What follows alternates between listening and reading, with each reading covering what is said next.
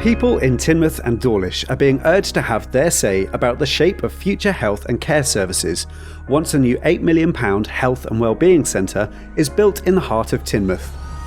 Torbay and South Devon NHS Foundation Trust is planning to build a state-of-the-art new health facility so that GP services, health and care and voluntary sector services can be brought together under one roof in the centre of town, providing seamless care for patients and carers.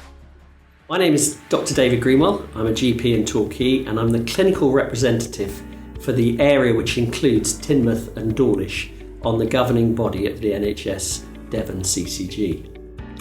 There are four main reasons why we need to take action now. The first reason for change is that evidence shows the joined up way that we care for people locally is so successful in keeping people out of hospital and at home that we don't need the 12-bed rehabilitation unit that we had planned at Teignmouth Community Hospital.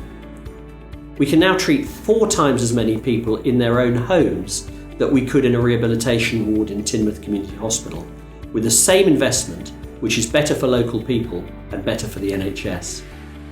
As well as the benefits to patients that we see every day, the way we care for people, called a model of care, has been reviewed by the NHS England South West Clinical Senate, a panel of independent expert clinicians. The panel concluded that based on the evidence, the 12 rehabilitation beds that were due to be brought in are not needed.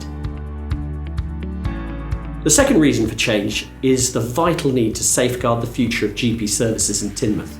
I'm Dr. Liz Brown. I'm the senior partner in Teignmouth Medical Group, where I've worked for 29 years. The main threat at the moment to GP services in Teignmouth is that most of us are over 50 and quite a few of us are coming up to retirement, and we are having great difficulty. This is a national problem as well as a local problem, recruiting GP partners. Because of this, we obviously need to change to preserve the future of general practice in Teignmouth, which is really quite considerably at risk at the moment. One of the reasons why it is difficult to recruit here is all the practices in Teignmouth work in old, non-purpose-built, crowded, deteriorating buildings. And when you become a partner, you therefore have to buy into the building. Today's GPs would rather work in purpose-built leasehold buildings so they don't have that financial risk at the beginning of their career. Thirdly, we need to make the most of the local community hospital estate.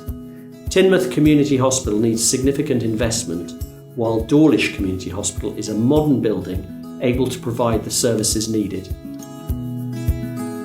The fourth reason for change is because local and national NHS strategy, set out in key documents like the NHS Long-Term Plan, is to further integrate health and care services by bringing many different health and care organisations together to deliver care centred on a person's needs, often delivered in their own home.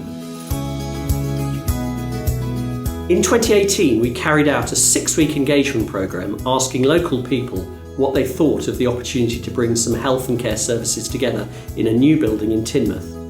Afterwards, we took what people told us, and NHS GPs and other local partners drew up a vision for local health and care services to provide excellent integrated services. It's a single proposal with 4 elements. The first is the proposal to move high-use community clinics from Teignmouth Community Hospital to a new health and wellbeing centre in the heart of Teignmouth. These clinics make up 73% of outpatient appointments at the hospital. The second element is to move specialist outpatient clinics from Teignmouth Community Hospital to Dawlish Community Hospital, 4 miles away. These clinics make up 27% of the outpatient appointments at the hospital.